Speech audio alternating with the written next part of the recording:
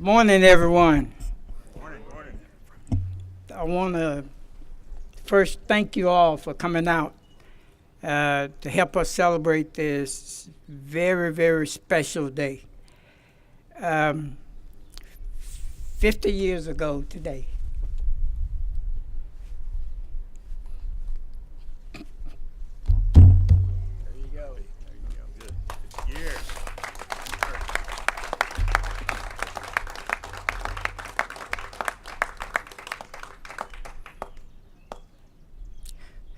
uh, the National Urban League Board in session in Indianapolis voted and certified us as the 90th Urban League to join the movement. It says Certificate of Affiliation, Lexington Fayette County Urban League with the National Urban League as a community service agency designed to secure equal opportunity for Negro and other disadvantaged citizens. May 17, 1968. The backstory to what brought us to that date is really important. Let's talk a little bit about that. Starting about 1963, this community started making it known that it was desirous of having Urban League affiliate. A letter was sent to the National Urban League making that known. National Urban League and this community started working together to make it happen. Over a 5-year period, a group of concerned citizens led by people like Harry Sykes, President Oswald of University of Kentucky, Fred Watts of the Herald Leader. I don't know if it was the Herald Leader then, but I think it was. And other concerned citizens said, we're going to make it happen. They very meticulously and very diligently worked over that 5-year period, doing everything that was necessary and required by National to establish an affiliate, dotting every I, crossing every T, and raising $25,000, which was a requirement by the National Urban League to open. In fact, they raised $25,700 to get this affiliate open. The affiliate opened in October of 1968. First office being in the YMCA on 2nd Street. Quick personal story. That's where my career with the Urban League started. I was living in the Y during that time, my last semester in college. I went down and volunteered to help Robert Brown. And 12 months later, I was working for the Urban League. 49 years later, I stand here today. This community has been good to us. We've done a lot, but we've done it because this community has been good to us. What I want to do today is talk just a little bit about some of the things that we've done as an organization. The core of what we do is about advocacy and service delivery. Advocacy meaning intervention on behalf of people who cannot be at the table. Sometimes having to speak truth to power. Others are programs that we delivered over the years in education, housing, and economic advancement. In education, it would probably be a surprise to some of you to know that since 2000, we have helped 22,500 students, and we have either raised and or distributed $1.85 million in college scholarships.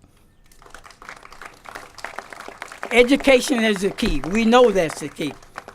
And we're still doing that with our academic challenges. We got kids now who've got scholarship money already stored up for them because of participation in the academic challenges.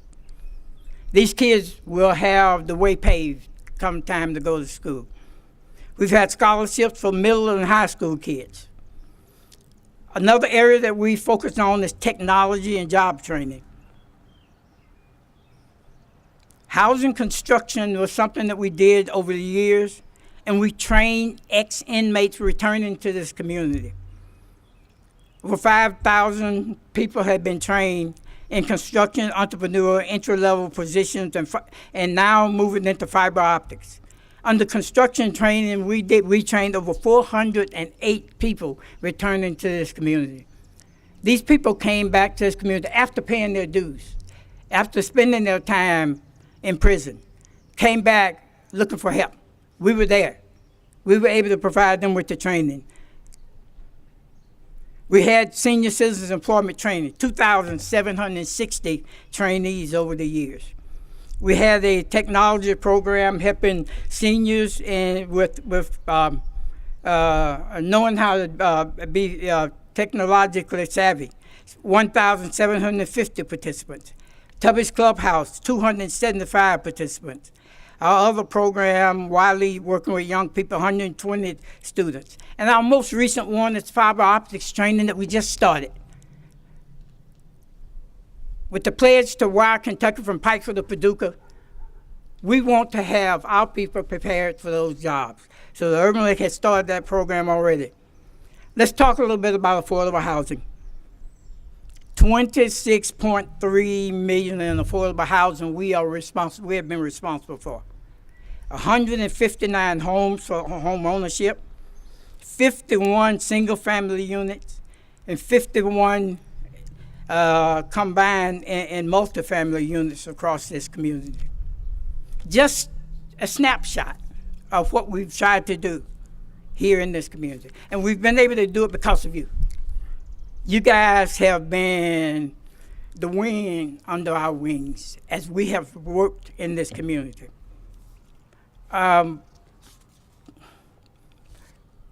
We will now ask our mayor to come. He has comments to make to us, and we first want to thank him. He has been very supportive, just as everyone else has, with what we've done. And Mayor Gray, would you please come and address the group?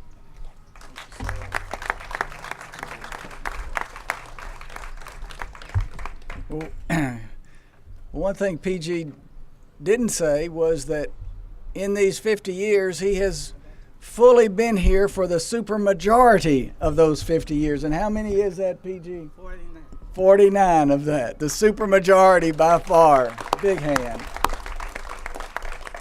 And what was it that we just heard? We heard intervention. We heard advocacy. We heard about education. And we heard about affordable housing. All of that wrapped up together represents leadership. Leadership at such a significant level in our city. Just a personal moment of privilege, I guess you'd call it. I want to say thank you to PG for the guidance, the stability and support in times of adversity and difficulty and challenge and turbulence in our city. That's what he has been, and that's what the Urban League has represented for so long. And so I just ask you to join me by putting your hands together to thank the Urban League and CB and PG. I said CB. I'm so accustomed to putting you two together. Thank you. You know I wanted to say that too. I'm going to do now what mayors often do, and that is to present a proclamation. And this is one. Thank you, Councilmember James Brown. Thank you, sir. And this is one that sometimes I don't get to write every word of these, I confess. But on this one, I had a pen in a lot of it.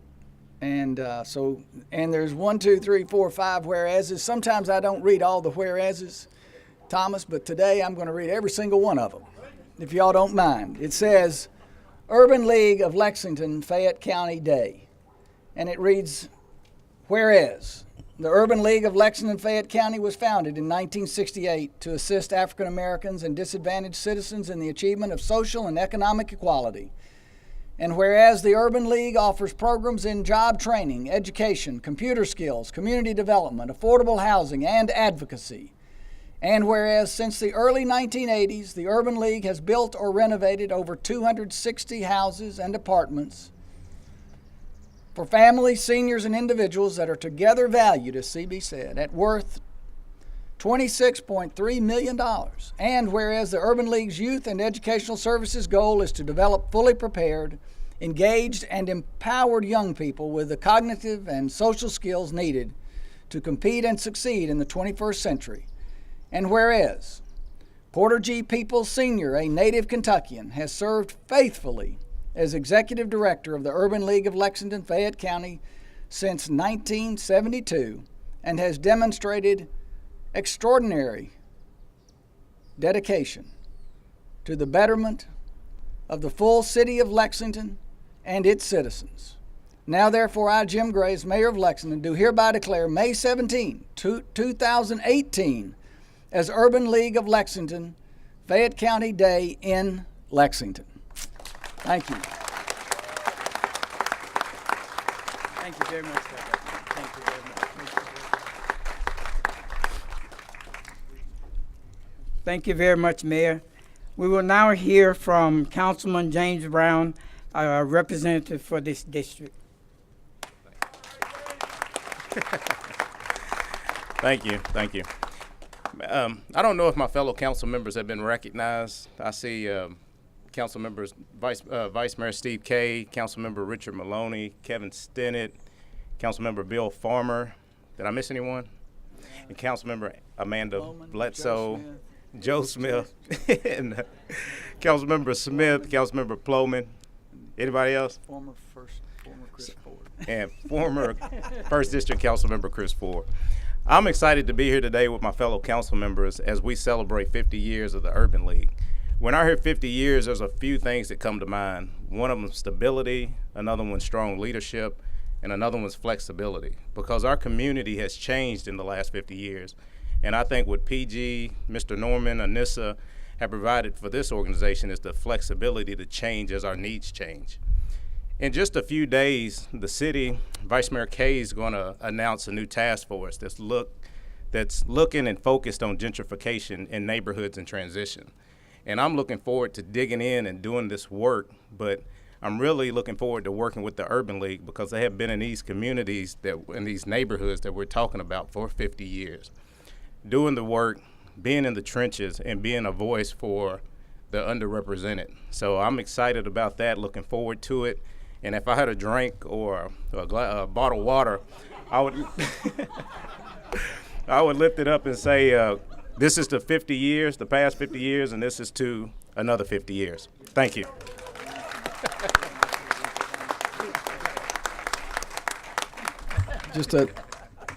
He's always good. Just another point of privilege, Senator Reggie Thomas is here. Let's give him a big hand, Reggie. Thank you very much, James. And on behalf of the Urban League, people who know how strongly I feel about the gentrification issue know that I could not walk away from here without saying thank you guys for looking at that. Our community can grow, but it must grow together. It must grow together.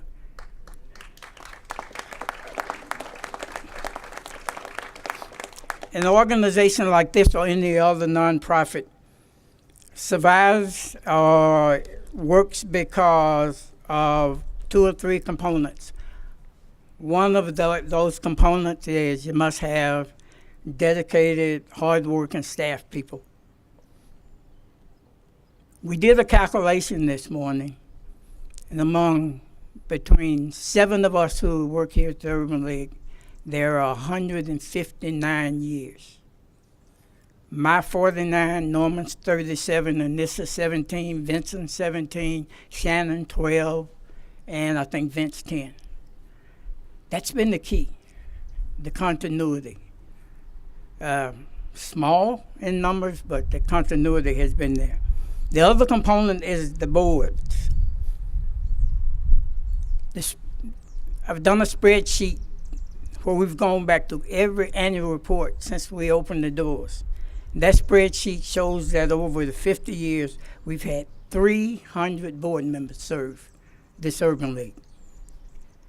And right now, we're going to call to the mic the chair of the board today, Ray Daniels, who will speak for all of the board members, past, present, and all other volunteers. Ray. Thank you, PG. All righty. Thank you.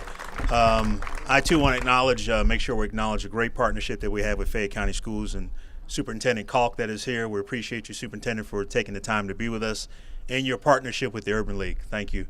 I want to thank our board chair, Melissa Bacon, for being here as well and her support through all the years of the Urban League. And I want to thank all the board members that are here. We appreciate it, each and every one of you, your contribution to the Urban League, to the leadership. I want to thank everybody that's here for your leadership in our community. Lexington's a wonderful place to live, but like any place, we have a lot of things to work on. And who you see here in front of us right now are the folks that are committed to working on things and getting things done. So we appreciate everything that you guys do. And I don't know if PG's already recognized his wife or not, but I'm going to go ahead and recognize his lovely wife for her 49 years at the Urban League as well. Wilma, great job. I just want to speak to, from a leadership point of view, from being on the board for several years and working with several past board members, of how intentional your Urban League is. I want you guys to understand that when we have discussions about impact in the community, we're very intentional about the things that we touch. And when the Urban League says it wants to empower people, it's fairly serious about it. We want to give people the tools that they need to be successful, whether that's coming from a former in prison situation and giving them tools and encouragement to rebuild their lives, whether it's someone who's trying to better themselves to go to school. We give them the tools that they need to be successful to get themselves into a school situation, whether it's job training. We give them the tools that they need to be successful to develop a skill to get a job. And mainly, the main focus here of late has been housing, to provide affordable housing for folks in our community who work hard and want to have the pride and the dignity of owning a home. So I just want to, my word is to you guys that we work very hard on the board. We'll continue to work hard. We'll continue to support. We appreciate your support, and we're intentional about everything that we do and what we try to accomplish. Thank you.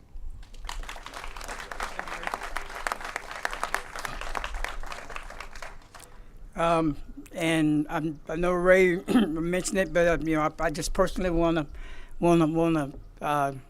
my words of appreciation to all of the past board members. I look out 25 years ago when we did this. Michael Wilson was the chair of our board.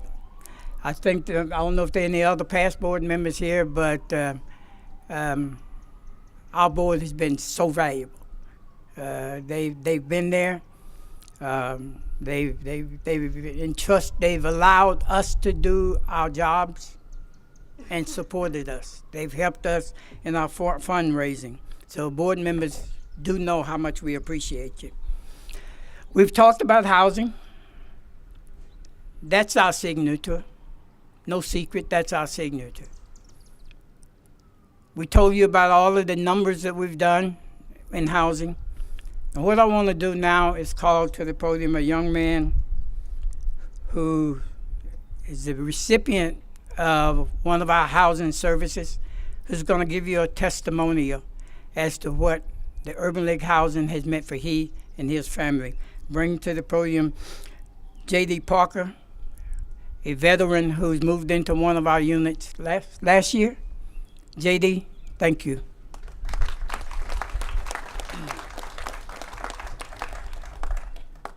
Good morning, and I'd like to thank everyone who's in attendance, the Urban League, as well as the local, state, and federal officials that make a program like this possible to change lives, to transform lives like my life and the life of my family.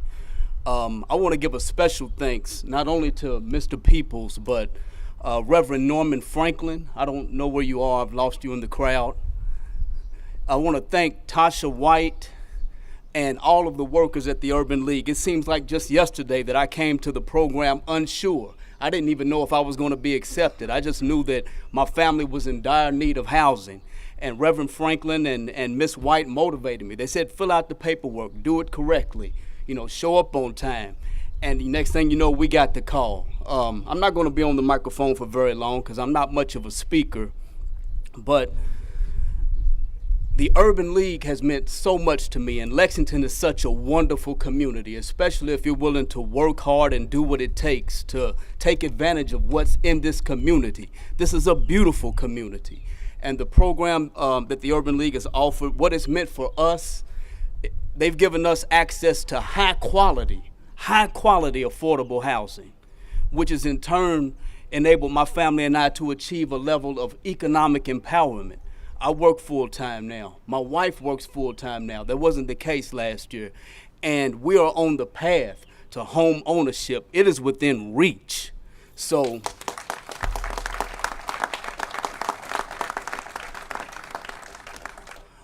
again, the local, state, and federal officials who've helped make this program possible are too numerous to name. I acknowledge all of you who are present, the board members, the people in the community. This is a wonderful community. There are hard-working people that really want to do well in this community, and we're just so thankful, Mr. Peebles and members of the Urban League, members of the community, that programs like this exist.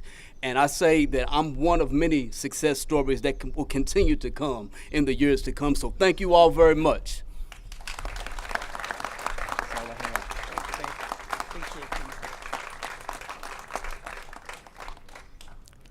What a testimony. As we move toward closing, we have an announcement that we want to make. There are two things we wanted to do with this anniversary. One was to make the community more aware of who we are and what we do and what we have done. The other is we wanted to do some fundraising to stabilize the future of this organization. And we've put that together. We're going to have a special emphasis on raising funds to continue our housing program so that we can help more people like JD. So what we're announcing today, with the approval of the Ball family, is that Urban League is creating a Don Ball Affordable Housing Fund that will go to help the Urban League in its future housing. Who better than Don Ball for us to have a program named after? For 35 years, Don Ball was by my side with housing,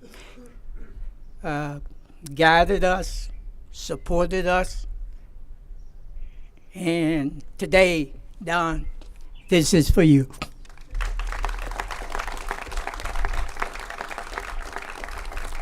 So now we'll invite everyone, if you have time, stop in, have a little refreshments with us. And I'd ask you to pay attention to some photos you'll see in there. You're going to see one of this building, what it looked like in 1920. You're going to see one of that building there, what it looked like in 1940s.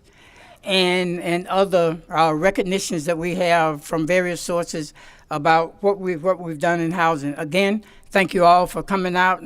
Thank you for holding back the rain. All right, everybody, thank you very much.